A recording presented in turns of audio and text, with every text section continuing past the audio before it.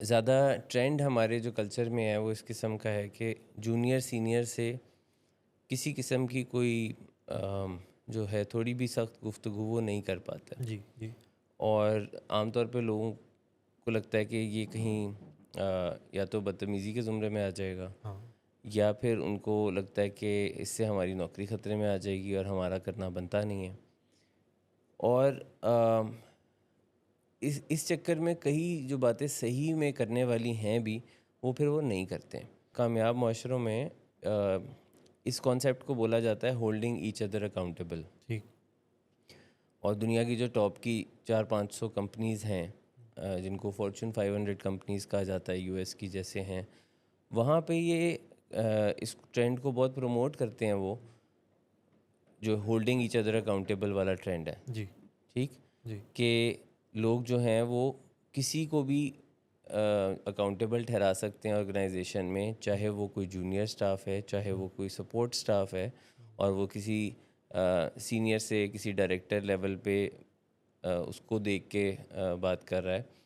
वो कहते हैं गलत काम वहाँ पे कोई भी देखे तो वो उसके लिए विसल ब्लो करे। दुनिया में बेहतरीन तरीका जो है वो डेमोक्रेसी को माना जाता है, हुँ, सो फार एट लीस्ट, हुँ, जिसको समझते हैं कि ये बेस्ट पॉसिबल तरीका है। और डेमोक्रेसी कहती है कि तमाम लोगों की राय का जो है वो एक बराबर है, हुँ, उसकी एक अहमियत है। ऑर्गेनाइजेशंस में भी हायरार्की काबिलियत की बेसिस पे होती है कि कौन क्या काम कर सकता है हुँ, और कौन कितनी ज़िम्मेदारियां निभा सकता है, तो वो उस हायरार्की को इंटैक्ट रखते हैं। लेकिन किसी के भी गलत काम को पॉइंट आउट करना डायरेक्टली उस इंसान को, या उससे भी कोई सीनियर लोग जिनको रिपोर्ट करना, ये हर किसी का काम बनता है। अल्कोहल एक नुकसानदेह चीज़ है, ठीक है। उसको हम सिर्फ रिलीजियस पॉइंट ऑफ व्यू से अगर नहीं लेते और सिर्फ साइंटिफिकली लें, हुँ, तो दुनिया में कोई साइंस नहीं जो कहती हो कि ये कोई फ़ायदे की चीज़ है। ठीक। अब अगर कोई मुझसे स्ट्रेट फॉरवर्ड क्वेश्चन पूछता है कि थोड़ी बहुत शराब मैं पी लेता हूँ टेंशन में, तो इसका कोई नुकसान तो नहीं होगा? तो चांसेस हैं कि होगा, हुँ, क्योंकि वो चीज़ ही ठीक नहीं है। कोई भी गलत काम अगर आप थोड़ी मिकदार में या ज़्यादा मिकदार में करते हैं, तो उसका कोई ना कोई नुकसान तो होगा। जैसे हमारी बॉडी इक्विप्ड है 8 घंटे सोने के लिए, पर हुँ, अगर आप सोने के लिए नींद की गोली लेंगे तो उसका नुकसान है। हमारी इक्विप्ड है बॉडी कि उसको भूख जो है वो नॉर्मली लगनी चाहिए, हुँ, लेकिन अगर लोग भूख लगाने के लिए चर्स का इस्तेमाल करते हैं, हुँ, तो वो ऑलरेडी आप समझ आ गया कि प्रॉब्लम्स फिर हो चुके हैं। Hmm, we don't need any external substance to deal with anything hmm, और any activity of our daily lifestyle. Hmm, हमें इस चीज़ों की ज़रूरत नहीं है। कोई भी ऐसी चीज़ का इस्तेमाल करते हैं, हुँ। सिगरेट का, शराब का, नींद की गोली का, परफॉर्मेंस एनहांसिंग ड्रग्स का, या स्टिमुलेंट्स का, डिप्रेसेंट्स का, जी, जी। ये तमाम चीज़ें जो हैं वो नुकसानदेह हैं ही हैं।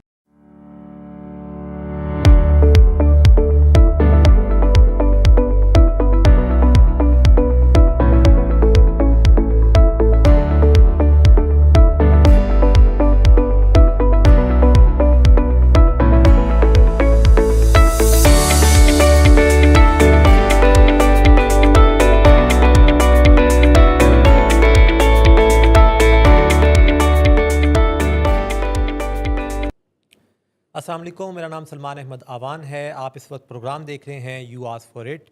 और देख कहाँ पे रहे हैं आप? फीलिंग वेज पाकिस्तान के फेसबुक, यूट्यूब, इंस्टाग्राम पर ये प्रोग्राम लाइव देखा करते हैं डेली की बुनियाद पर। यानी रोज़ाना आप ये शो जो है वो 7 से लेकर 8 बजे तक शाम में देखते हैं पाकिस्तान के 3 मुख्तलिफ शहरों से, यानी लाहौर से, इस्लामाबाद से, कराची से। आज चूँकि मंगल का रोज़ है, तो आप ये प्रोग्राम लाहौर स्टूडियो से देख रहे हैं। इस प्रोग्राम की ख़ासियत ये है कि हमारे साथ अब्दुर्रहमान सदाकत साहब मौजूद होते हैं हर मंगल के रोज़। आप चीफ़ ऑपरेटिंग ऑफ़िसर हैं विलिंग वेज के लिए, क्लिनिकल साइकोलॉजिस्ट हैं।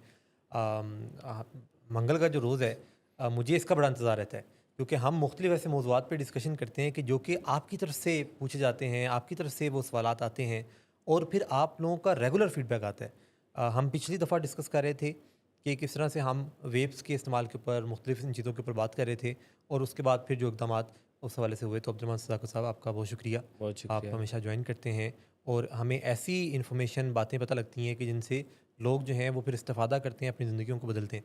तो ऐसा ही आज हमें एक कमेंट आया जो कि पिछले शो के बाद हमें रिसीव हुआ, और वो जो मैसेज है वो ज़ुरैब खान साहब की तरफ से है। वो कहते हैं कि मुझे ऑफ़िस में अपने सीनियर से बात करने में मुश्किल आती है, कोई हल बताएँ। तो ये है मसला कि ज़रियाब साहब कह रहे हैं कि ऑफ़िस में मसला आ रहा है अपने सीनियर से बात करने में। अब्दुल सदाकत साहब, क्या इसमें? सवाल थोड़ा सा इनका अधूरा है कि हुँ, किस किस्म की गुफ्तगू करने में उनको हुँ, मुश्किलात होती हैं। हुँ, अगर तो कोई भी नॉर्मल काम की बातचीत करने हुँ, में भी मसला आ रहा है, हुँ, तो then it is something different and ठीक है। इंटायरली। और अगर इस किस्म की कोई बात है कि मुश्किल गुफ्तगू करने में उनसे हुँ, प्रॉब्लम आता है, हुँ, जो बातचीत वैसे ही मुश्किल है हुँ, उसको करने में मुश्किल आ रही है, हुँ, तो हुँ, ये थोड़ा सा फ़र्क है। पर ये हम अपने इर्द गिर्द काम में, माशरे में कई दफ़ा देखते हैं कि ज़्यादा ट्रेंड हमारे जो कल्चर में है वो इस किस्म का है कि जूनियर सीनियर से किसी किस्म की कोई जो है थोड़ी भी सख्त गुफ्तगू वो नहीं कर पाता है। जी, जी। और आमतौर पे लोगों को लगता है कि ये कहीं या तो बदतमीज़ी के ज़ुमरे में आ जाएगा, हाँ, या फिर उनको लगता है कि इससे हमारी नौकरी ख़तरे में आ जाएगी और हमारा करना बनता नहीं है। और इस चक्कर में कई जो बातें सही में करने वाली हैं भी, वो फिर वो नहीं करते हैं। हुँ, इसको सर थोड़ा सा मैं बेहतर एक्सप्लेन करूं कि कामयाब माशरों में इस कॉन्सेप्ट को बोला जाता है होल्डिंग ईच अदर अकाउंटेबल। ठीक। और दुनिया की जो टॉप की 400-500 कंपनीज़ हैं, जिनको फॉर्च्यून 500 कंपनीज़ कहा जाता है, यूएस की जैसे हैं, वहाँ पे ये इस ट्रेंड को बहुत प्रमोट करते हैं वो, जो होल्डिंग ईच अदर अकाउंटेबल वाला ट्रेंड है। जी, ठीक, जी। कि लोग जो हैं वो किसी को भी अकाउंटेबल ठहरा सकते हैं ऑर्गेनाइजेशन में, चाहे वो कोई जूनियर स्टाफ है, चाहे हुँ, वो कोई सपोर्ट स्टाफ है, और वो किसी सीनियर से किसी डायरेक्टर लेवल पे उसको देख के बात कर रहा है। वो कहते हैं गलत काम वहाँ पे कोई भी देखे तो वो उसके लिए विसल ब्लो करे। यानी पोज़ीशन का उसमें कोई रोल नहीं है। पोजीशन का उसमें कोई रोल नहीं। ओके। सिर्फ ये जो कॉन्सेप्ट है ना कि जी सिर्फ सीनियर ही देख सकता है जूनियर्स को, पर जूनियर्स जो हैं वो हेल्पलेस हैं और वो कुछ नहीं कर सकते। इस कॉन्सेप्ट को वो वहाँ बिल्कुल प्रमोट नहीं किया यानी जाता। हायरार्की तो मेंटेन रहेगी, लेकिन वो कोई इंसान अपनी-अपनी पोज़ीशन पे रहेगा, लेकिन ये कह सकता है कि फ़लाँ जगह पे ये जो काम है, अगर कोई इंसान को गलत काम कर रहा है, तो उसके ऊपर पॉइंट आउट किया जा सकता है कि ये जो चीज़ है, ये ठीक तो नहीं हो रही। हायरार्की सिर्फ डिसरप्ट होगी किसी गलत एक्टिविटी के नतीजे में। ठीक है। Otherwise, hierarchy will stay हाँ, intact in its ठीक, place, but it will be disrupted the moment a senior person in the organization is doing something wrong. तो ठीक फिर है। वो ये एक्सपेक्ट ना करे कि उसका कवर कोई करेगा। हुँ, फिर वो ये एक्सपेक्ट कर सकता है कि जो भी मेरी ऑर्गेनाइजेशन में मुझे कुछ गलत करते दिखेगा, वो उसके खिलाफ़ या तो पहले मुझसे बात करेगा, हुँ, या वो मुझे रिपोर्ट कर सकता है। ठीक है। और इस चीज़ को प्रमोट किया जाता है, जो कि बिल्कुल दुरुस्त तरीका है। दुनिया में बेहतरीन तरीका जो है वो डेमोक्रेसी को माना जाता हुँ, है, सो फार एट लीस्ट, हुँ, जिसको समझते हैं कि ये बेस्ट पॉसिबल तरीका है। और डेमोक्रेसी कहती है कि तमाम लोगों की राय का जो है वो एक बराबर है, हुँ, उसकी एक अहमियत है। ऑर्गेनाइजेशंस में भी हायरार्की काबिलियत की बेसिस पे होती है कि कौन क्या काम कर सकता है हुँ, और कौन कितनी ज़िम्मेदारियाँ निभा सकता है, तो वो उस हायरार्की को इंटैक्ट रखते हैं। लेकिन किसी के भी गलत काम को पॉइंट आउट करना डायरेक्टली उस इंसान को, या उससे भी कोई सीनियर लोग जिनको रिपोर्ट करना, ये हर किसी का काम बनता है। हुँ, लेकिन इसके ना करने की बहुत सारी वजूहत होती हैं कि वो लोग क्या? जो किसी को अकाउंटेबल नहीं ठहराते। इसकी बहुत सारी रीज़न्स हैं। एक रीज़न तो वही है जो सबसे पहले नंबर पे है कि लोग समझते हैं कि ये करूँगा तो मेरी अपनी जॉब कहीं ख़तरे में ना पड़ जाए, जी, जी, जी। कि बड़े के बारे में आवाज़ उठाना या कोई इस तरह का काम करना। कि किसी सीनियर के बारे में कोई बात कर दी मनफी। लेकिन ये जो है ना, ये सबसे इनोसेंट तरीन रीज़न और एक्सक्यूज़ है। कुछ नॉन इनोसेंट एक्सक्यूज़ेस भी हैं, ठीक है। जैसे कि लोग ये सोचते हैं कि अच्छा, मैं अगर इसकी ये बात आज कवर कर दूं तो कल ये भी तो मेरी बात कोई कवर कर देगा, हाँ, और मैं इसकी बात कवर करूं तो मेरे से नीचे वाले या मेरे दाएं बाएं वाले भी वो यही ट्रेंड को प्रमोट करेंगे। और फिर ये वायरस की तरह फैल जाता है पूरी ऑर्गेनाइजेशन में कि सब लोग ये सोचते हैं कि किसी के लिए थोड़ा बहुत कवर अप कर देने में कोई बुराई नहीं। आज मैं भी कर देता हूँ, कल मेरे लिए भी किया जाएगा, मेरे सीनियर भी करेंगे, मेरे जूनियर भी करेंगे। यानी आप कहना तो चाह रहे हैं कि दिल में चोर होता है। दिल में चोर होता है, और ये कई लोगों का तो अनकॉन्शियसली हो जाता है। ठीक है।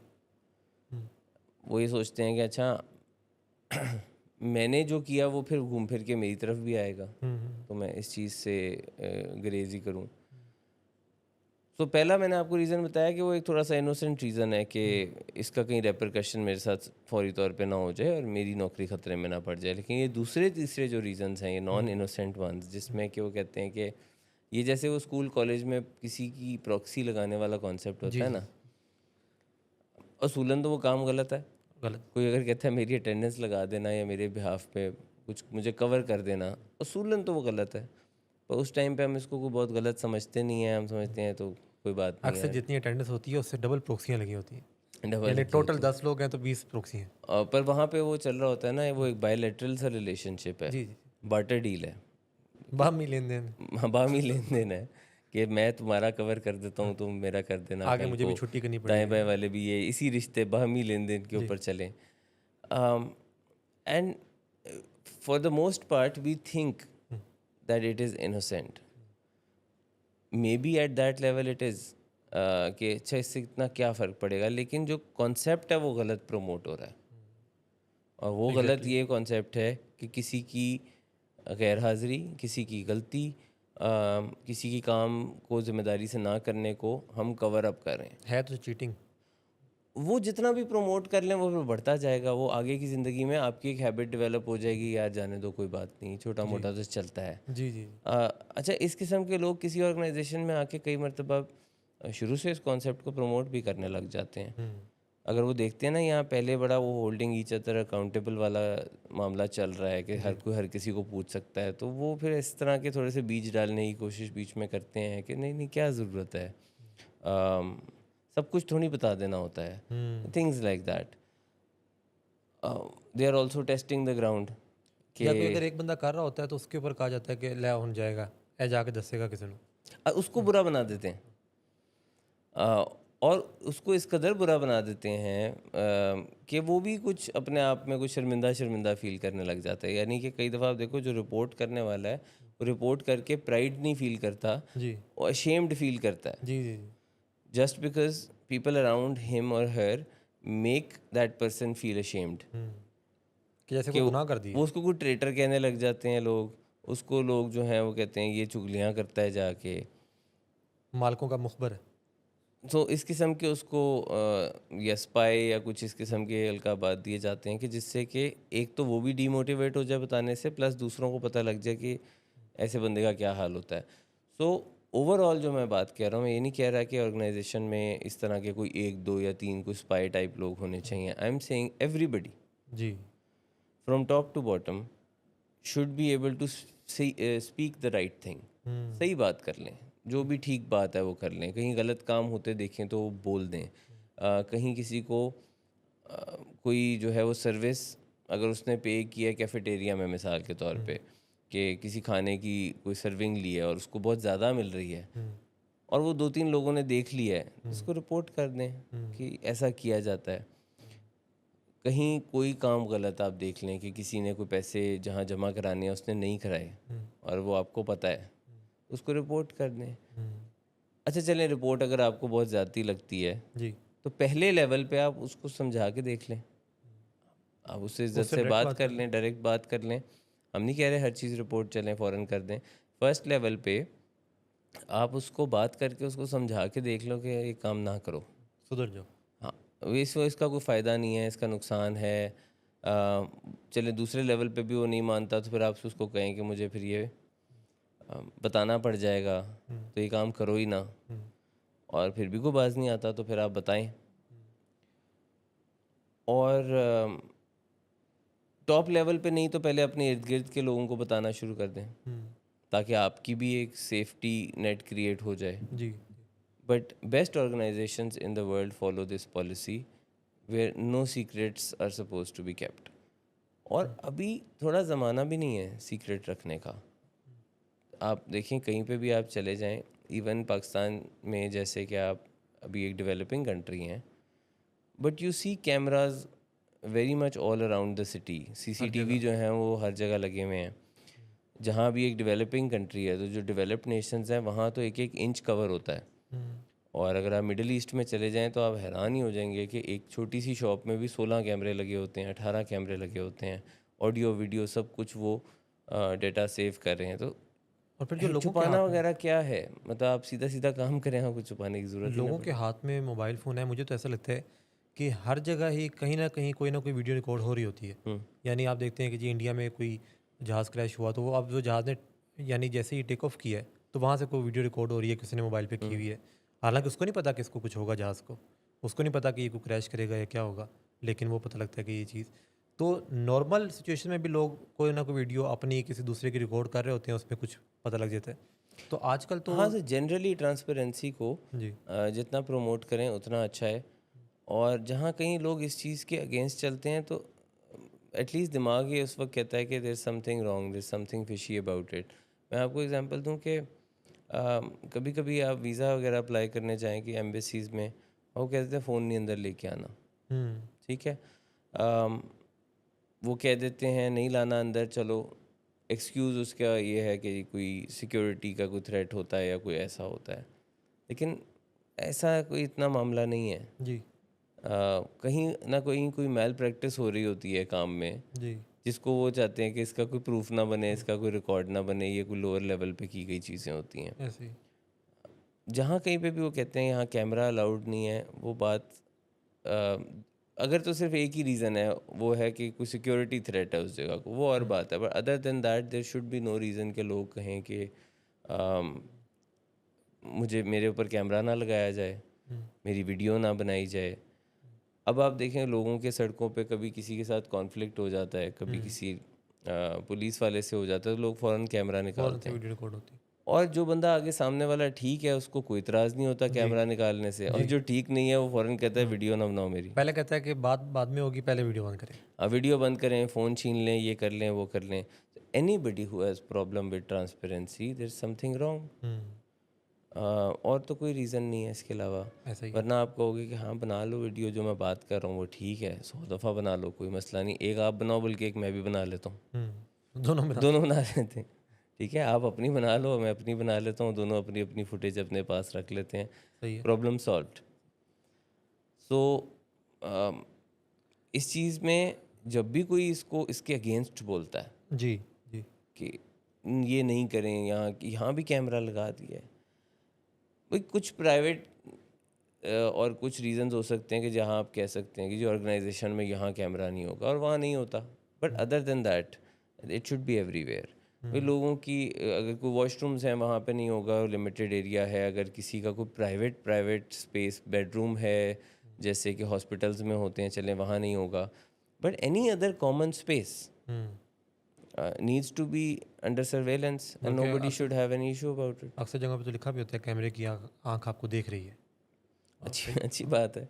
तो इसमें अलर्ट हो जाए। ये चीज़ें आपको हेल्प ही करती हैं, इससे कोई नुकसान नहीं होता। अब इसकी तरफ जब आएँ, यानी जो ज़रियाब खान साहब का सवाल था कि ऑफ़िस में अपने सीनियर से बात करने में झिझक होना, इसमें ये भी हो सकता है कि कोई किसी का को बात को पॉइंट आउट करना या अक्सर मैं मैंने तो ऐसा चाहूँगा देखा कि ये कि अपना सवाल एलैबोरेट कर दें दोबारा हमें फिर किसी मौके ये पे, कि क्या गुफ्तगू करने से प्रॉब्लम आती है, किसी की कोई गलत चीज़ पॉइंट आउट करने में प्रॉब्लम आती है, या नॉर्मल काम की भी कोई बात करने में डिस्कशन में मसला आता है, because both the things will have different solutions. अगर किसी का कोई सेल्फ कॉन्फिडेंस का प्रॉब्लम है, कन्वर्सेशन स्किल्स का प्रॉब्लम है, वो और बात है। लेकिन अगर किसी को ये इस किस्म के मसाइल, जैसे हमने पहले बात की कि कोई वो गलत क्रूशल काम मामला। देखते हैं और वो बोल नहीं सकते उस बारे में, तो वो फिर एक डिफरेंट तो कॉन्वर्सेशन। ये जो क्रूशल मामलात हैं, जैसे कि कोई कोई किसी को कोई ऐसा काम करते देखता है जो कि गैर कानूनी है, ऑफिस के प्रिंसिपल्स के अगेंस्ट है। अब इसमें बात करे तो कोई करे किस तरह से? यानी पहली बात तो ये कि लोग बात नहीं करते, लेकिन जब करते हैं तो अक्सर वो शायद गलत अंदाज से कर लेते हैं। लोगों को बात करना नहीं आता, तो उसमें क्या प्रिंसिपल्स क्या ज़हन में रखा जाए कि मुश्किल बात है तो वो इस तरह से की जाए तो ठीक रहेगा? देखिए, ज़्यादातर लोगों का मसला ये है कि वो कहते हैं कि ये मेरा मसला नहीं है। यानी कोई भी कोई प्रॉब्लम हो रही है तो वो कहते हैं this is not my issue, जी। मैं इसमें कोई टांग क्यों उड़ाऊँ। और इस कॉन्सेप्ट से दुनिया चलती रहती है और वो अपने इर्द गिर्द होने वाली कोई भी छोटी मोटी बड़ी हर किस्म की गलती को नज़रअंदाज करते हैं। ठीक।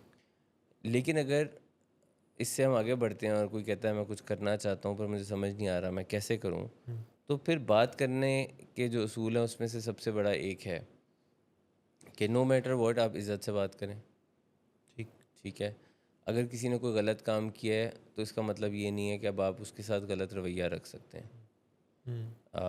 सीनियर, जूनियर या सेम लेवल पे अगर उसने कोई गलत काम किया है जो कि आपको पता है, इसका मतलब ये नहीं है कि आप उससे अब कन्फ्रंटेशन करें और बातचीत करें तो वो आपको गलत अंदाज में कर सकते हैं, क्योंकि उससे फ़ायदा नहीं होगा, एक्चुअली उससे नुकसान हो जाएगा। हम्म। हम्म। तो रिस्पेक्ट के साथ बात करनी है, हम्म। मौका देख के उनको आपने कहना है कि मैं आपसे कुछ बात करना चाहता हूँ, अलहदा में बात करना चाहता हूँ या जिस तरह से भी, और फिर उनको उनका प्रॉब्लम बताएं with respect, with due respect. Hmm. इसमें एक्स्ट्रा रिस्पेक्ट डाल दें बल्कि, हम्म। क्योंकि बात आप क्रूशल कर रहे हैं, बात आप क्रिटिकल कर रहे हैं, तो 100-200 की रिस्पेक्ट फालतू डाल दें उसके हम्म। अंदर, ताकि उसको इतराज़ ही कोई ना रहे आपकी बातचीत पे, वो ये ना कह सके इसने मेरे से बात ठीक से नहीं किया। Hmm. And then talk about the issue, जो भी आप बात करना चाहते हैं। ठीक है। और अगर वो उसको अच्छे तरीके से नहीं लेता, जिसको बेसिकली हम कहते हैं कि असर्टिवली बात करें, लेकिन असर्टिवली की टर्मिनोलॉजी आमतौर पर लोगों को फ़ौरन समझ नहीं आती, तो that is talking with respect hmm. But sticking to your point. जी। और अगर इसके नतीजे में अच्छे नतीजे आपको हासिल नहीं होते तो बातचीत को वहाँ पे रैप अप कर दें, ख़त्म कर दें और फिर किसी और मौके पे एक आध दफ़ा दोबारा ट्राई कर लें। ये जो लोग सोचते हैं कि एक अगर महफिल लगी ही है बात की, हाँ, उसमें नतीजा निकल आए, तो नतीजा निकाल लेना चाहिए या ऐसा ज़रूरी नहीं है कि हर दफ़ा नतीजा निकल आए उसी 1 घंटे के अंदर या ये 15 तो मिनट? मुमकिन नहीं है कि अगर आप किसी बात के पीछे पड़ जाएं और उसी एक मुलाकात में सारे हल निकालना चाहें तो वो आपके पीछे पड़ने से ऐसा कुछ हो जाए। हम्म। उससे सिर्फ आपका ना मामला ख़राब ही होगा। अ, अगर सिर्फ लोग इस कॉन्सेप्ट को समझ लेना कि जब आप किसी से कॉन्वर्सेशन क्रूशल कर रहे हैं किसी भी किस्म की, जी। तो इमोशंस विल राइज, ठीक है। इरप्ट होंगे इमोशंस दोनों तरफ से, किसी भी वजह से, या रवैये की वजह से, या बात आपको पसंद नहीं आ रही, या शायद आपका अभी मूड ही नहीं था ये करने का, या आप थके हुए हैं। There can be dozens of reasons hmm. Behind it. और अगर इतने इमोशंस इरप्ट हो के इतना स्टेक्स जो हैं वो हाई हो गए हैं कॉन्वर्सेशन में, तो ये मुमकिन नहीं है कि आप उसी सिचुएशन में फ़ौरन फ़ौरन कोई हल निकाल सकें। हम्म। हल कुछ फिर वक्त बाद निकलेगा, कन्वर्सेशन एक सीटिंग में नहीं की जा सकती। हम्म। लोगों को उसको ब्रेकअप करना पड़ेगा कि कल इस बारे में बात करते हैं या परसों इस बारे में बात करते हैं। पर हमारा जो एनिमल ब्रेन है वो हमें ना ये करने नहीं देता, वो फ़ौरन हमें वो चाहता है। कन्वर्सेशन को सेफ एग्जिट से ख़त्म नहीं करने देता। वो हमारे पीछे पड़ा होता है कि अभी अभी मसले को हल करना है, ठीक है। पर अभी अभी मसला हल कभी नहीं होता, वो फिर ख़राब होता है। हम्म। और कभी भी कोई इंसान भी चाहे तो इस थ्योरी को टेस्ट करके देख लें, ठीक। टेस्ट करके इसको देख लें कि ब्रेक के बाद बात करने से क्या उनकी बातचीत बेहतर होती है या ख़राब। हम्म। आधे से ज़्यादा टाइम तो आपको शायद लगेगा कि अच्छा, शायद ये इतनी कॉन्वर्सेशन की अब ज़रूरत ही नहीं है, मसला वैसे ही खामोशी से हल हो गया। जी, जी, जी। जैसे एक मिसाल देता हूँ, हस्बैंड वाइफ के कॉन्फ्लिक्ट की मिसाल ले लें, जो ठीक। मियाँ बीवी के जो होते हैं आमतौर पे, hmm. 90% of the time their conversations that turn into crucial conversations, they are about useless things. Hmm. बेकार बातों के ऊपर कॉन्फ्लिक्ट होता है मियाँ बीवी का, और उसके ऊपर वो लड़ रहे होते हैं। और बातचीत के अंदर जब 5 मिनट गुजर जाते हैं उसके बाद असल टॉपिक पे तो बात हो नहीं रही होती, वो एक दूसरे के एक्शंस के ऊपर आ जाते हैं। तुम मेरे से बात किस तरह कर रहे हो, तुमने हम्म। पहले भी ये किया था, हम्म। हिस्ट्री शादी में करके कहीं बस चले जाएंगे, शादी कहीं और निकल जाएंगे। शादी करके पछता के। तो वो फिर एक बहस जो है ना वो गलत किस्म की छिड़ जाती है। अब ऐसे में अगर उस कन्वर्सेशन को किसी भी वजह से आप पोस्टपोन कर देते हैं, majority of the time eventually you will realise कि वो गुस्सा ठंडा हो गया, अब तो बात करने की ज़रूरत ही नहीं है, सब ठीक हम्म। ठाक है। हम्म। तो इस कदर फ़ायदा होता है ब्रेक लेने का। तो ये हम जो डिले नहीं कर पाते, उसमें ये भी तो चीज़ होती है कि उसने जो जुमला बोला है फिल वक्त मैं इस जुमले का जवाब दे दूं, उसके बाद देखेंगे और फिर दूसरा बंदा कहता है कि मैं ज़रा इस जुमले का जवाब दे दूं। वो ये एनिमल जो इंस्टिंक्ट है ना, हमारा हमारा राइवलरी सी। एनिमल इंस्टिंक्ट है बेसब्रापन। एनिमल इंस्टिंक्ट हमें सब्र नहीं करने देता। आपने कभी कभी कोई पेट रखा हो ना, तो आपको मैं एनिमल इंस्टिंक्ट्स की एग्जांपल देता हूँ कि जब आप किसी अपने पालतू जानवर को खाना लेके जाते हैं ना डालने के लिए, जी, उनको भी पता है खाना डल रहा है, ठीक है। और आप भी वही काम करने गए हैं, लेकिन आपने कभी देखा है कि उनका बेसब्रापन कितना होता है? और वो ज़ुबानें बाहर आई होती हैं। और वो आपके आगे पीछे ऊपर नीचे छलांगे मार रहे होते हैं, आपका जीना मुश्किल किया होता है उन्होंने काफ़ी ज़्यादा, क्योंकि वो एनिमल इंस्टिंक्ट में लॉजिक नहीं काम इतना कर रही होती। हम्म। एनिमल इंस्टिंक्ट में बहुत बेसब्रापन है, और वो कहती है अभी अभी, राइट नाउ, जी, राइट हेयर। जी, जी। तो वो कन्वर्सेशंस हों या कोई भी चीज़ हो, आपका जब एनिमल इंस्टिंक्ट आ जाता है ना, वो कहता है अभी अभी करूँगा। हम्म, हम्म, आपकी किसी से सड़क पे लड़ाई हो जाती है, हम्म। तो आप उससे अभी अभी बदला लेना चाहते हैं। जी। ये आपका एनिमल इंस्टिंक्ट है। Hmm, but if you are able to sleep on it, अगर आपने उस पर रात गुजार ली है, तो सुबह उठ के आप कहेंगे अच्छा ही हुआ मैं नहीं लड़ा, एਵੇਂ फजूल से काम पे मैं पड़ रहा था। Hmm, that is how much difference it gets hmm. In terms of your approach towards a problem. जी। कि 12 घंटे गुजर गए, अब आपको वो चीज़ अहम ही नहीं लग रही, कह रहे हैं अच्छा ही हुआ बल्कि नहीं किया। हम्म, तो हुआ फिर सिर्फ वही है कि जो आपका एनिमल ब्रेन है वो ज़रा साइड पे चला गया है, ह्यूमन ब्रेन ने कहा कि ये काम करने वाला था ही नहीं। हम्म। मैं आपको बता रहा हूँ कि इन इन couples majority of the conflicts can be resolved if only they take a break, but they don't like to, we love to fight। जी, तो मज़ा आता है। लोगों को, हाँ, रंगारंगी लगी रहती है। लोगों को था अभी अभी करो, हाँ। या ये, या मैं इस कॉन्वर्सेशन में जीत जाऊं, क्योंकि लोगों का एम है विन लूज। जी, मैं जीतूँ दूसरा हारे।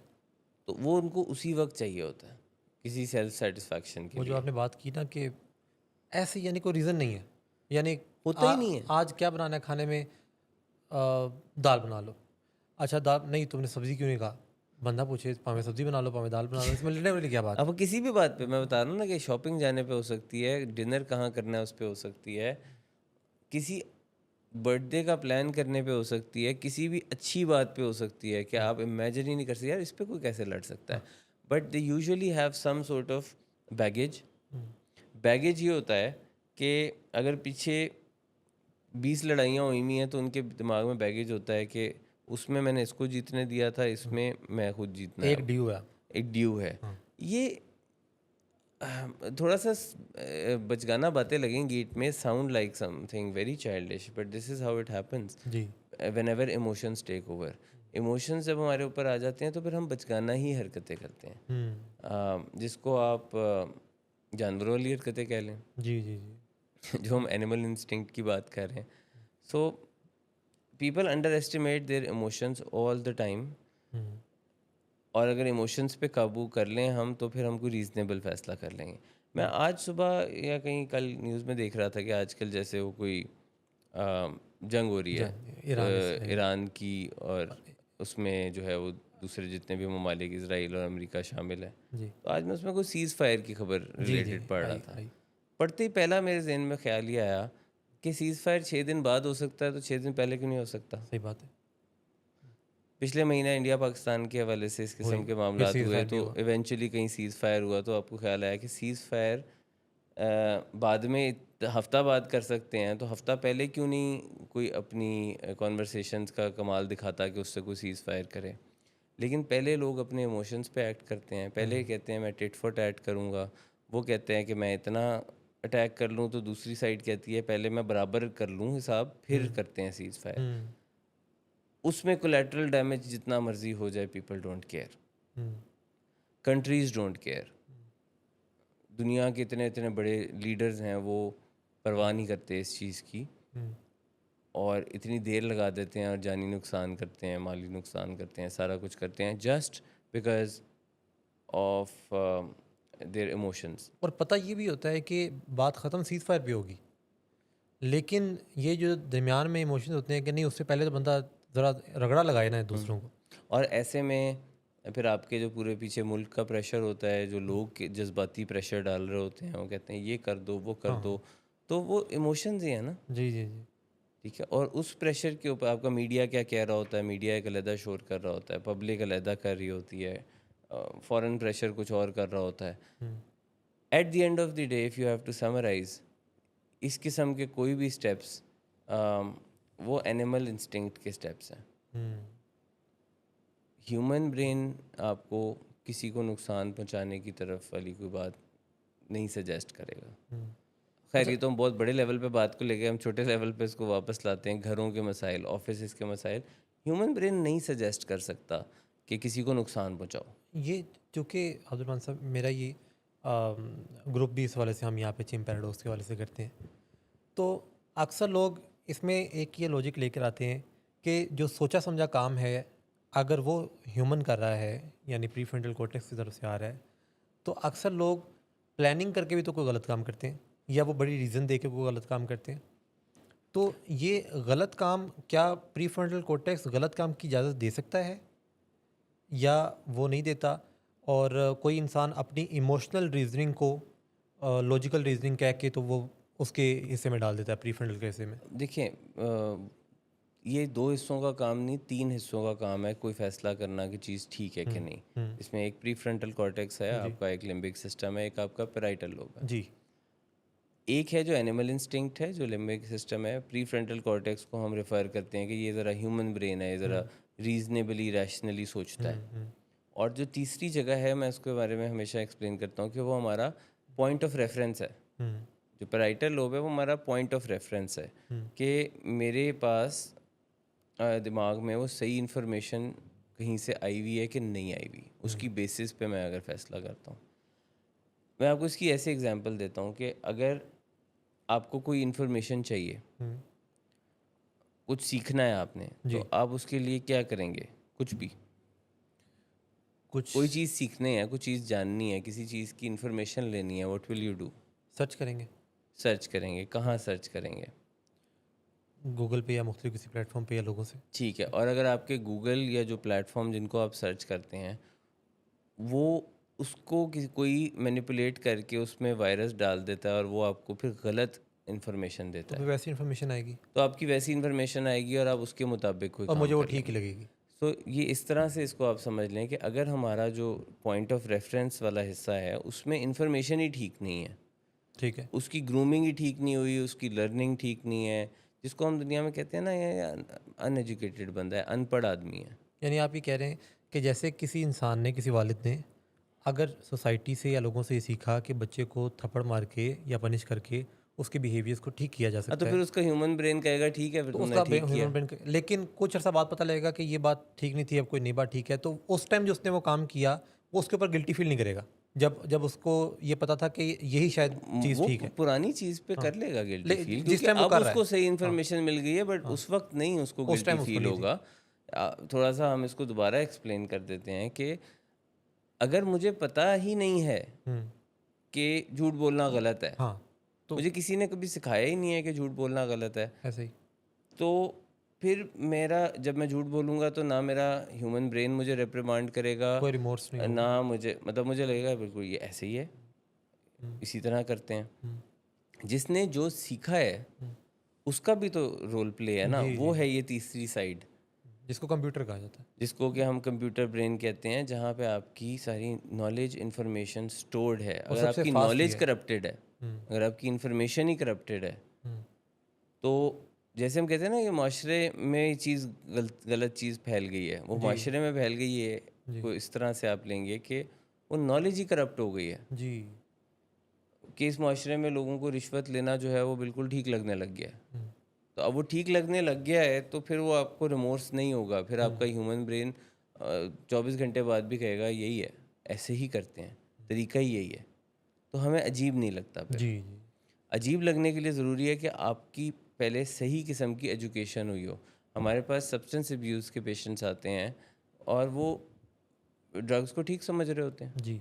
ठीक है, वो रिलैक्स होके भी उसको ठीक समझते हैं और एजिटेटेड होके भी उसको ठीक समझते हैं, हम्म, हर किस्म के इमोशंस में से उसको ठीक समझ रहे होते हैं, क्योंकि उनका पीछे कॉन्सेप्ट ही ये पक्का हो चुका होता है। हम्म, और हम जो काउंसलिंग जिसको कहते हैं वो किस चीज़ को कहते हैं? काउंसलिंग कह रहे होते हैं कि हम उनके कॉन्सेप्ट्स ठीक कर रहे होते हैं, पैराडाइम को शिफ्ट कर। पैराडाइम शिफ्ट कर रहे होते हैं उनके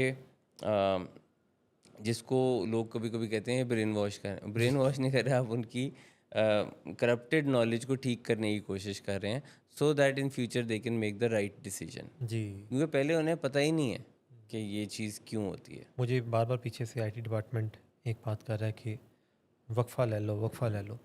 खैर, मैं फिर भी अभी नहीं लूँगा, क्योंकि मैंने कमेंट पढ़ने हैं हमारे साथ, दो तीन कमेंट आए। देखिए, हम यहाँ पे बात कर रहे हैं, यहाँ पे लोग भी कमेंट सेक्शन में बात कर रहे हैं। शादाब असलम साहब ने कहा, Abdurrahman Sadaqat sir, not just a great psychologist but a truly kind human being, the way you understand and guide people is rare and impactful. इसके रिप्लाई में नाजी शदरी साहबा ने कहा, ही रिफ्लेक्ट्स हिज फादर, यानी डॉक्टर सदाकत अली को आप रिफ्लेक्ट करते हैं। फिर उन्होंने एक और कमेंट में कहा कि when people know they are wrong they do their best to keep shifting the focus away for years. बिल्कुल ठीक बात की नाज़िर साहब आपने। और अली शहबाज साहब कह रहे हैं, nice show bro, thank you bro. Zakir वज़ीर साहब कह रहे हैं, इन्फॉर्मेटिव डिस्कशन। अली शेख उस्मान कह रहे हैं, नाइस शो। और नाज़िर साहबा ने कहा, आई सेकेंड। वीके राना ने कहा, अच्छा ये भी बताइएगा कि वीके से क्या बना, ग्रेट थैंक्स। तो बहुत सारे कमेंट्स आ रहे हैं, हमें बहुत सारे सवालात आते हैं। अभी हमने एक सवाल को डिस्कस किया, एक और सवाल हमारे पास है, वो है कामी राजपूत साहब का। तो कामी से मुझे ये लगता है कि कामरान साहब होंगे। तो कामी साहब का सवाल हम ऐड करेंगे इस वक्फे के बाद।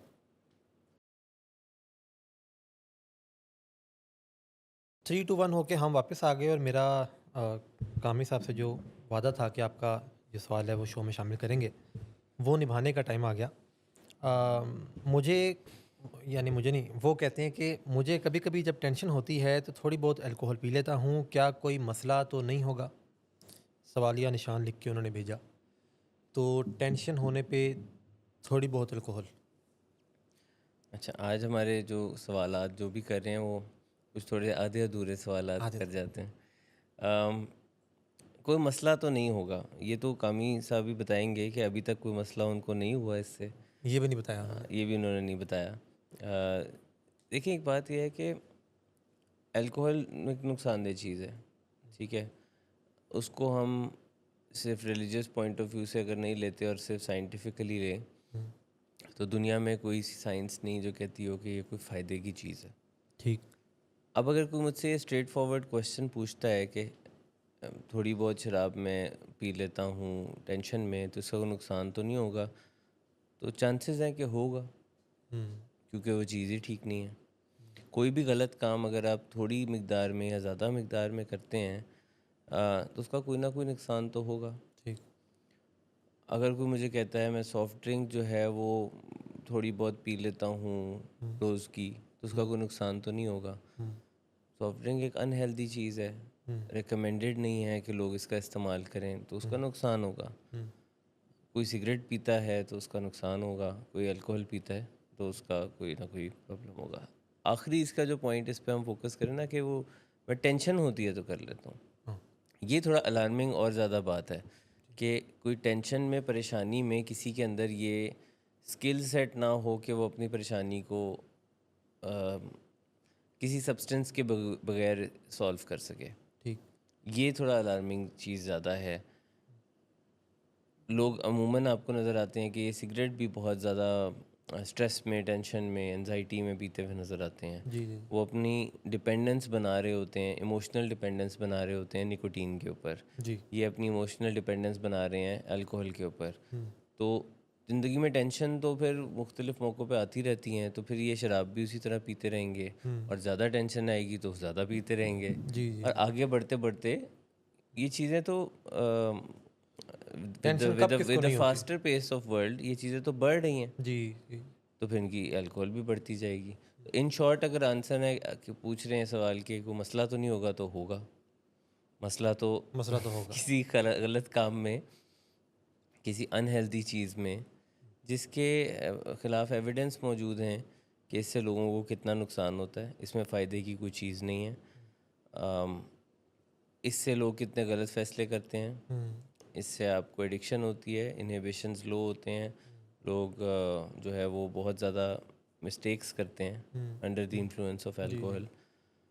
सो नुकसान होगा, बिल्कुल होगा। हम्म।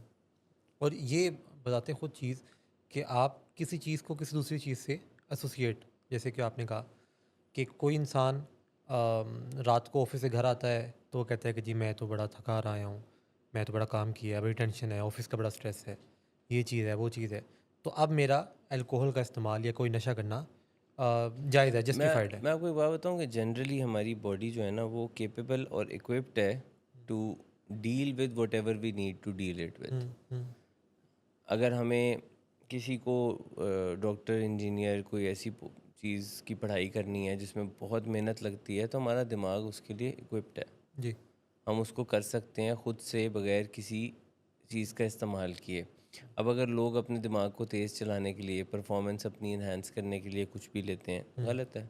अगर लोग स्पोर्ट्स एक्टिविटीज़ में पढ़ते हैं, एथलीट्स होते हैं, वो कंपटीशन जीतने के लिए उनकी बॉडी इक्विप्ड है, लेकिन वो अगर उसके लिए कोई शॉर्टकट लेते हैं कि हम परफॉर्मेंस इन्हांसिंग ड्रग्स ले लें, तो उसका नुकसान है।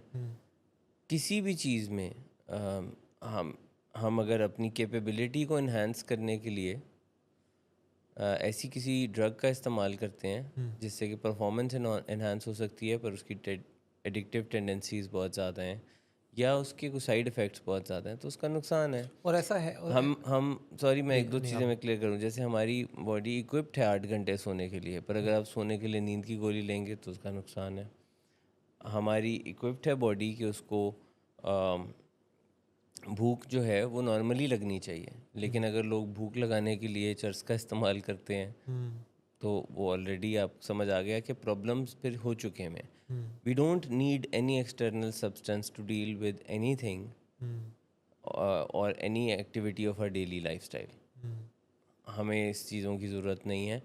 कोई भी ऐसी चीज़ का इस्तेमाल करते हैं, सिगरेट का, शराब का, नींद की गोली का, परफॉर्मेंस एनहांसिंग ड्रग्स का या स्टिमुलेंट्स का, डिप्रेसेंट्स का, जी जी।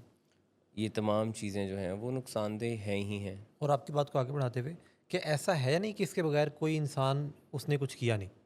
जैसे कि अगर लोग जिम जाते हैं तो वो कहते हैं कि जी अच्छा आइस का इस्तेमाल या फलाना नशा, उससे इंसान जो है वो ज़्यादा मैं एनर्जेटिक आपको और भी चीज़ें बता सकता हूँ कि लोग जिम जाते हैं तो लोग उसके लिए प्री वर्कआउट और इस किस्म की चीज़ें लेते हैं जो कि जिनमें कैफ़ीन की मिकदार बहुत ज़्यादा होती है और उसमें और भी ख़तरनाक केमिकल्स होते हैं।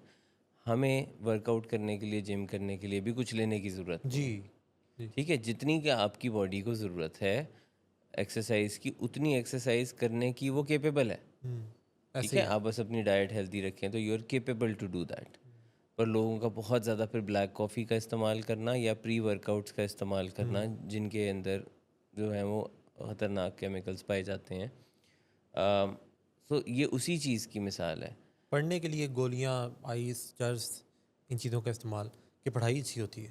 नहीं, देखिए, एक हर चीज़ की एक लिमिटेशन है। ठीक है, मिसाल के तौर पे अगर आप 100 मीटर की स्विमिंग करते हैं तो ह्यूमन बॉडी की एक लिमिटेशन है कि वो उसको उतने मिनट में इतनी स्पीड पे कर सकता है। ठीक। उस लिमिटेशन को तोड़ने की ख्वाहिश में लोग इस किस्म के कामों में पड़ जाते हैं कई मरतबा। कि अगर किसी का स्विमिंग टाइम, लैप टाइम जो है वो दुनिया में वो 2 मिनट का पॉसिबल है कि वो अंडर 2 मिनट्स हो सकता है, लोग उससे बहुत कम करने की, रिकॉर्ड बनाने की को ख्वाहिश रखेंगे, जिसकी वजह से वो चीट करेंगे और अपना काम आसान बनाने के लिए वो परफॉर्मेंस इन्हांसिंग ड्रग्स का इस्तेमाल करते हैं। स्टिमुलेंट्स का भी यही प्रॉब्लम है। लोग अक्सर शराब को पीते हैं कॉन्फिडेंस बूस्ट करने के लिए, जी लेकिन एक्चुअली में अल्कोहल की ज़रूरत नहीं है आपको कॉन्फिडेंस बूस्ट करने के लिए। वो कॉन्फिडेंस आप वैसे भी अचीव कर सकते हैं। जी। बहुत सारे आर्टिस्ट आपको स्टेज पे जाने से पहले अल्कोहल पीते हुए नज़र आएंगे कि उसकी वजह से इनहिबिशन लो हो जाता है, झिझक चली जाती है, हज़ारों लोगों को फेस करने का कॉन्फिडेंस आ जाता है। एंड देन फिर दिस ट्रेंड नेवर स्टॉप्स। अगर आप इस पे चल पड़े एक दफ़ा, फिर आप सोने के लिए नींद की गोली लेंगे, उठने के लिए कोकेन लेंगे, दिन गुजारने के लिए जो है वो आप बाकी के दिन में अल्कोहल का इस्तेमाल करेंगे, भूख लगने के लिए चरस का इस्तेमाल करेंगे, फिर आप कहीं रुकेंगे नहीं। हाँ। ठीक है, फिर वेट लॉस के लिए आप उसकी कोई मेडिसिन का इस्तेमाल करेंगे, जिम जाने के लिए प्री वर्कआउट्स का इस्तेमाल करेंगे और बहुत सारी अजीब अजीब चीज़ें जो कि पाई जाती हैं। mostly people are just doing this to go beyond their limitation, ji. but you don't need to go beyond your limitation. हम्म, अगर आप 20 kgs उठा सकते हैं तो आपको 20 उठाना चाहिए, ज़रूरत नहीं है 40 45 नहीं 50। ज़रूरत आपको 40 उठाने की। और अगर 40 उठाना है तो वो ग्रेजुअली 40 तक जाने की ज़रूरत है, एक महीने के अंदर अंदर जाने की ज़रूरत नहीं है। Hmm, you should do it one step at a day, eventually you will get there. Hmm, पर लोगों को शॉर्टकट चाहिए होता है ना, जी जी जी। जल्दी से किसी रास्ते से नेचर पहुंचना। के अगेंस्ट जाना। तो shortcut has its side effects. इस चीज़ को फिर हम जेहन में रखें कि उसका फिर कोई नुकसान होता है। तो लिमिटेशंस को क्रॉस करने की नीड नहीं है। जैसे अगर कोई गाड़ी के लिए ये है कि जी अच्छा 80 की स्पीड के ऊपर गाड़ी चलानी चाहिए, और कोई इंसान जो है वो 140 पे 130 पे 120 पे चलाना चाहे, तो बहुत सारे चांसेस ऐसे हैं कि वो घर जल्दी पहुंच जाएगा, लेकिन फिर एक जगह पे बहुत सारे बहुत चांसेस ऐसे सारे हैं चांसेस हैं कि वो पहुंचेगा ही नहीं। कि वो पहुंचेगा ही नहीं। हम्म। तो या तो वो जल्दी पहुंचेगा या नहीं पहुंचेगा, तो इसमें जब रिस्क आ जाता है तो फिर कोशिश ये करनी चाहिए कि इंसान देर से पहुंचे, लेकिन उसमें रिस्क कम से कम हो। मैं आपको एक रियलिटी की बात बताऊं तो keeping this reality in mind that human brain is also a little, ये जो हम इंसान है ना, थोड़ा शरारती दिमाग भी है। जी तो जब आपको कोई लिमिटेशन देता है तो लोगों का मानने को दिल नहीं करता, जी और वो आप जितनी मर्जी लिमिटेशन दे दें वो उसको फिर तोड़ने की कोशिश करेंगे। मसलन जनरली हम हाईवे पे जाते हैं तो हाईवे पे एक स्पीड लिमिटेशन होती है 120, जी जी जी। 120 किलोमीटर्स की स्पीड है। हम्म, तो लोग 125 या 130 पे जाना चाहते हैं। हम्म।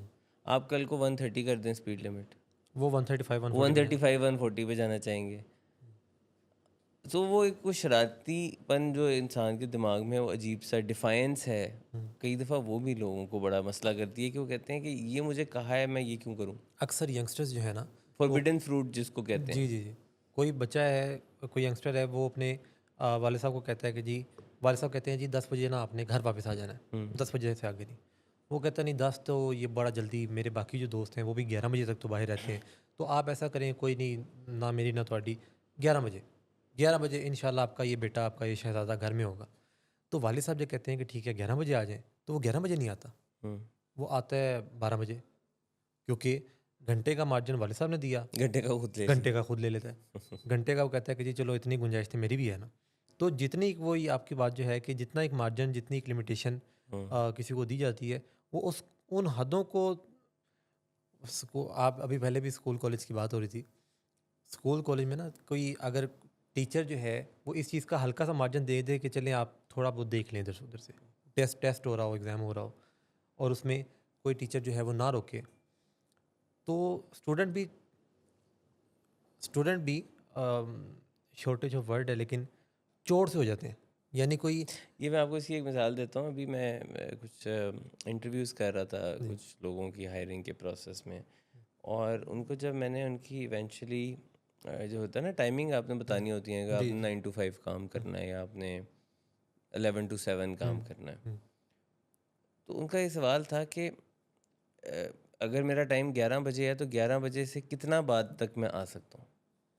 हाँ सही वो वही वाला क्वेश्चन था कि मेरे पास वो ग्रेस टाइम पीरियड कितना है कि वो उतने के अंदर मैं आ जाऊँ तो मेरी अटेंडेंस वगैरह का मसला ना हो। मैं उसको कहा 11 बजने में 5 मिनट। 10:55। हाँ जी, 10:55, क्योंकि 11 आपका टाइम है, आपने या तो पूरे 11 बजे पहुंचना है या उससे 5 मिनट पहले पहुंचना है। 11 से ऊपर ग्रेस टाइम पीरियड लेने का क्या मतलब। और अगर आप 11:15 तक आए थे तो सवाल ही पैदा नहीं होता था कि उसने 11 बजे कभी आना था। हाँ, तो वो फिर 11:15 ही है नहीं, टाइम। उसने 11:15 भी नहीं आना था। 25। हाँ, वो फिर उसने और ऊपर जाना था। तो ये जो है ना आदत भी हमारी कई दफ़ा कि हमें जितनी की जगह दी जाती है हम उससे ज़्यादा आगे फैलना चाहते हैं। फॉरबिडन फ्रूट जो है वो लोगों को हमेशा अट्रैक्ट करता है। जो चीज़ आपको नहीं मिल सकती तो फिर वो लोग करना चाहते हैं। हम्म, हमारे मुल्क में अगर वो कभी इंपोर्ट बैन लगाते हैं ना तो उसी वक्त लोग कहते हैं फिर इंपोर्ट कैसे करें। जी जी वो इंपोर्ट करने के ऊपर दिमाग लगाने लग जाएंगे। अगर कभी किसी भी किस्म का नया कोई रूल इम्प्लीमेंट किया जाता है जी तो वो फ़ौरन सोचने लग जाते हैं कि क्या हो। मैं आपको बताऊं कि अभी हम लास्ट से आई थिंक 1-2 शोज़ पहले बात करते हैं कि पंजाब गवर्नमेंट ने जी। वेब पे वे बैन पे लगा पाबंदी दिया। लगा दी। तो फ़ौरन मैंने 1-2 लोगों के मुंह से सुना, अच्छा ब्लैक में मिलेगा और भी महंगा। हाँ मैंने एक दो लोगों के मुंह से फौरी तौर पे बात सुनी कि उनका इम्प्रेशन ये था कि मिलेगा तो सही, हम्म, पर अब महंगा मिलेगा और ब्लैक में मिलेगा। मैंने वो सर्च किया, मैंने ये शो के लिए खबर पढ़नी थी, तो मैंने फेसबुक पे सर्च किया पंजाब हुकूमत वेब पे पाबंदी। हम्म, वो मुझे पहली पोस्ट जो सामने आई तो वो किसी इसी तरह का सोशल मीडिया को न्यूज़ प्लेटफॉर्म उनका था कि वेब की सेल जो है वो घरों में डिलीवरी के साथ होने लगी। यानी आप ये देखें कि किसी एक चीज़ को मना किया जाता है, 10,000 रास्ते लोग निकाल लेते हैं कि जिस तरह से हो जाएगा, इस तरह से हो जाएगा, इस तरह से। तो ये तो बहुत सारी और चीज़ों में भी मैंने आपको एग्जांपल दी कि होता है। लोग फौरी तौर पे कोई जो रास्ता ढूंढने की कोशिश करते हैं और जितना इजाज़त दे दें उससे आगे बढ़ने की कोशिश करते हैं हमेशा। अम, हमेशा उनको होता है कि किसी तरह अगर वही 120 की स्पीड अलाउड है तो अच्छा फिर 130 तो चलेगा, हम्म, ठीक है। हमारे शो में मैं सोच रहा हूँ इतना फ़लसफ़ा है कि अब मुझे भी याद नहीं आ रहा बात स्टार्ट कहाँ से हुई। ये सवाल था मेरा ख्याल है हमारे सवाल वो एक अल्कोहल वाला सवाल था। लेकिन हम कितने मौज़ूआत अब्दुलरहमान साहब डिस्कस करते हैं। दरमियान में हमारी बत्ती भी चली गई थी, लेकिन वो ये चीज़ भी एक आला मेयार की निशानी है। वो एक दफ़ा एक इमरान खान साहब अपना वो कर रहे थे लाइव, कौन से खिताब, चेयरमैन नहीं बानी बानी बानी बानी चेयरमैन, चेयरमैन, ठीक बानी है। चेयरमैन साहब। तो वो लाइव खिताब कर रहे थे तो उनकी बत्ती चली गई। तो फिर उन्होंने कहा कि ये हमारी ज़रा बत्ती चली गई है, आपने टेंशन लेनी, तो मैं बात जारी रखता हूँ।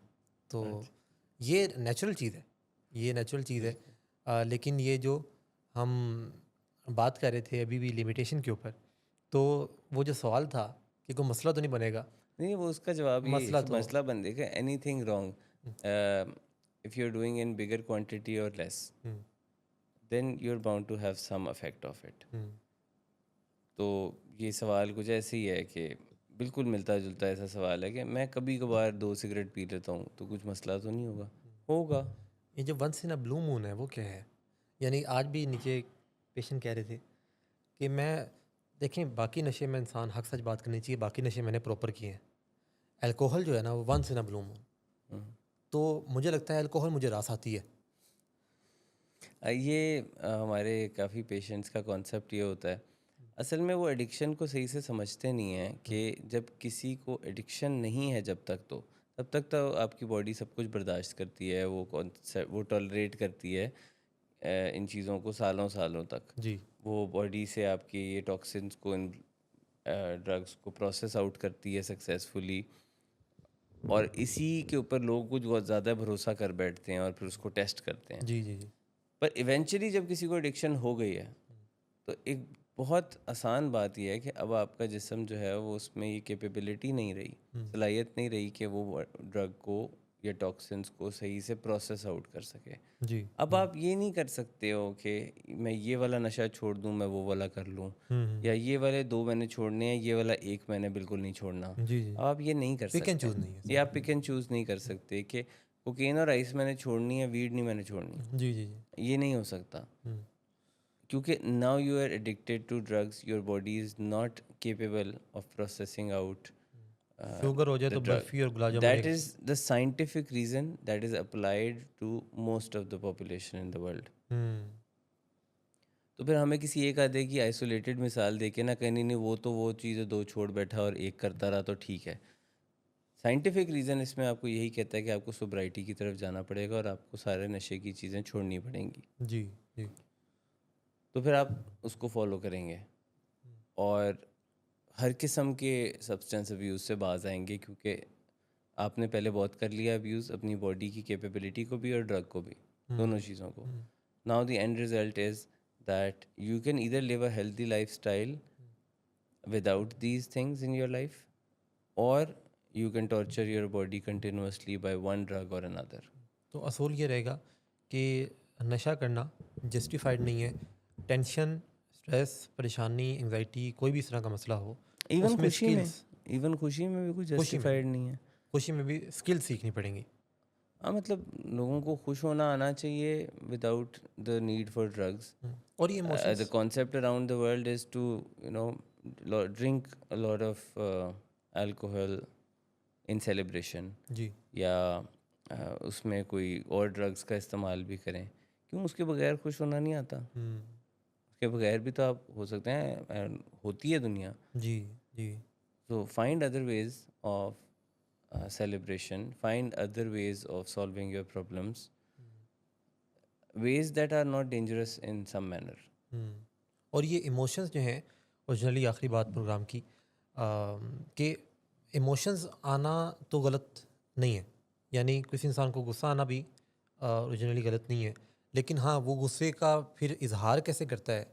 यानी गुस्से का फ़ितरी जज़्बा आना, डॉक्टर साहब अपनी किताब में भी लिखते हैं कि अगर कोई वालिद या कोई दूसरा वो ये कह दे कि मुझे इस वक़्त आप पे बड़ा गुस्सा आ रहा है, तो ये इज़हार ठीक है। लेकिन इसमें आप दूसरे को थप्पड़ ही मार दें, तो असल में इमोशंस को आप गलत कह ही नहीं सकते, जी, वो एक नेचुरल प्रोसेस है, तो उसको आप कैसे गलत कह जी। सकते हो? अम, तमाम इमोशंस हमारे हुँ, वो नेचुरली एग्जिस्ट करते हैं। हुँ, एक वो बल्कि बड़ा ज़बरदस्त चार्ट एक होता है हमारे घर पे ना, बचपन से हमारे एक दरवाजे के ऊपर लगा होता था, उसमें ना इमोटिकॉन्स जो हैं बहुत सारे वो लगे हुए थे मुख्तलिफ इमोशंस में। हुँ, मैंने सबसे पहली दफ़ा उस चार्ट पे देखा था कि ह्यूमंस के इतने इमोशंस होते हैं। Hmm, that starts from being surprised, happy, angry, anxious, depressed, whatever, सारे उसके ऊपर वो बहुत सारे थे। ये सब नेचुरल है इनका आना। हुँ, आपको उसका इस्तेमाल करना आना चाहिए। कुछ अपने जो ज़रा वाइल्डर इमोशंस होते हैं उनको टेम करना आना चाहिए। कुछ जो हमारे अच्छे ज़रा सॉफ्टर इमोशंस हैं उनको मेंटेन रखना आना चाहिए। हुँ, इमोशंस को अच्छी तरह यूज़ करें तो ये तो प्रॉब्लम को ही कॉज नहीं करेंगे। तो गुस्सा मैंने अपनी अंडर ग्रेजुएशन में जी, एक प्रेजेंटेशन की थी, मुझे अभी भी याद है, कोई 15 साल पुरानी बात है। ठीक, और वो इस पे की थी एंगर मैनेजमेंट के ऊपर, और उसमें मेरी पहली लाइन ये थी कि being angry is not the problem, hmm, it's not the fault, it's not something terrible, hmm, having the anger as an emotion, जी, जी, जी, इसमें कोई प्रॉब्लम नहीं है। कोई प्रॉब्लम नहीं, एग्ज़ैक्टली। और ये मुझे अभी भी याद है कि मैंने इसके ऊपर ही की थी, तो सबने कहा ये क्या बात हुई। जी, जी, जी, अब आप लोग 15 साल पुरानी बात करो, लेकिन फिर मैंने उसे एक्सप्लेन किया। हुँ, एंगर एज अ ड्राइव भी होती है कई दफ़ा लोगों में, हुँ, ठीक है? वो एंगर की बेसिस पे ड्रिवन फील करते हैं। एक इंसान है, उसको बहुत गुस्सा है। हुँ, अम, चलें मैं मिसाल देता हूँ कि अगर किसी को स्कूल में किसी के ओवरवेट होने पे बुली किया जाता है हुँ, और उसको इस बात का गुस्सा है, जी, और वो उस गुस्से को एज मोटिवेशन लेके चल पड़ता है और उससे अपनी हुँ, लाइफस्टाइल चेंज की जर्नी स्टार्ट कर लेता हुँ, है और वर्कआउट करता है और डाइट अच्छी कर देता है, तो उसका मतलब है उसने उसको चैनल हाँ, कर लिया और उसको ठीक जगह पे ले गया और उसका कुछ जी, फ़ायदा एग्ज़ैक्टली, उठा लिया। Exactly, exactly, anger can also be a motivation, जी, anger can also be a tool, हुँ। But anger can also cause disasters. आप किस जज़्बे को किस तरह से कैरी करते हैं, चैनलाइज़ करते हैं, ये असल चीज़ है। जैसे कि इवन खुशी भी कोई इंसान खुश होता है तो वो उसको सेलिब्रेट करता है, वो कहता है मैं बड़ा खुश हूँ, मुझे बड़ा मज़ा आ रहा है, ज़िंदगी बड़ी अच्छी है। एक ये भी खुशी है। एक ये भी खुशी है कि इंसान छत पे चढ़ के वाई फायरिंग शुरू कर दे।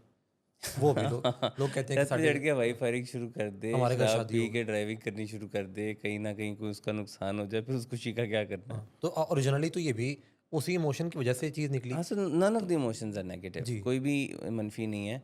The way you act upon those emotions, that is important. तो जी, उस पे अपने काबू कर लें, जज्बात को टेम कर लें, ट्रेन कर लें, and then you can have all sorts of emotions. Hmm, और ये नेचुरल है, वो आएंगे ही आएंगे, ये हुँ, मुमकिन नहीं है, आपका कंट्रोल नहीं है इमोशंस के ऊपर कि वो कब आएँ। हुँ, आपके सर्कमस्टांसेस जो है वो अक्सर आपके ऊपर किसी इमोशंस को ला के रख देते हैं। हुँ, वही अगर मैं आज घर पे हूँ और लाइट ना हो, जी, तो जी, गर्मी आ गया एक फैक्टर, मैं बाहर निकलूँ और गाड़ी का टायर फ्लैट हो जाए तो दूसरा फैक्टर आ गया, जी, जी, जी, फिर कोई तीसरा फैक्टर आ जाएगा, मुझे खाना खाने का टाइम नहीं मिला, फिर कोई चौथा फैक्टर है, फ़ोन पे बार बार काम के कोई ना कोई मैसेजेस आ रहे हैं। जी, अभी एक्सटर्नल फैक्टर्स हैं, आई डोंट कंट्रोल देम। जी, जी, और एक्सटर्नल फैक्टर्स कॉज करेंगे मेरे इमोशंस को कि वो हाइटेंड हो जाएंगे। मुझे गुस्सा भी आ सकता है, मुझे चिढ़ भी हो सकती है, एजिटेशन हो सकती है। अब उसमें मैंने करना क्या है? Hmm, how to control my anger और हाउ टू यूटिलाइज इट, वो तो जी। फिर ट्रेनिंग पे डिपेंड करता है ना। वैसे इसके ऊपर भी एक शो होना चाहिए कि किस तरह से इन चीज़ों को सही अंदाज से जर्नलाइज करें, मैनेज करें। तो खैर, आज जो हमें सवाल आए थे ज़रियाब साहब का और कामी साहब का, तो दोनों को अच्छा, दोनों को मशवरा ये है कि तफसीली गल कीता करो, यानी कि आपने लोगों को जब सवाल अपना अच्छे से एलेबोरेट करें ताकि हम थोड़ा सा ऑन पॉइंट जवाब दे सकें, वरना हमारा जवाब डिट्रैक हो जाएगा। तो सवाल जब भी आपने करना है तो उसको तफसीली ईची बीची बतानी है आपने कि ये जो बात है वो इसके लिए है, इसके लिए है, इसके लिए है। यानी कि मुफस्सिल सी ज़रा ना सवाल होना चाहिए कि पता लगे। तो आपका बाकी बहुत शुक्रिया, यानी कि नसीहतें तो चलती रहती हैं, आपको मैंने जैसे ये नसीहत कर दी कि सवाल जो है वो उसमें डिटेल्ड होनी चाहिए। बाकी लेकिन आप लोग भी बड़ा प्यार करते हैं, तो आपका शुक्रिया भी बहुत कि आप शो देखते हैं, उसको पसंद करते हैं, शेयर करते हैं। लोगों को अपनी फैमिली में, यानी मैं तो नीचे मैंने पूरी पूरी फैमिलीज देखी मानी साहब हम्म। कि कोई वाले साहब आए हैं तो नाल बच्चा भी आ गया, तो तीन तीन चार चार लोग एक फैमिली के जो हैं वो ये शो देख रहे होते हैं। तो आपका बहुत शुक्रिया, आप वक्त निकालते हैं। मेरी तरफ से, अब्दुलरहमान सदाकत साहब की तरफ से आपका एक तो शुक्रिया, और आपको अल्लाह हामी व नासिर।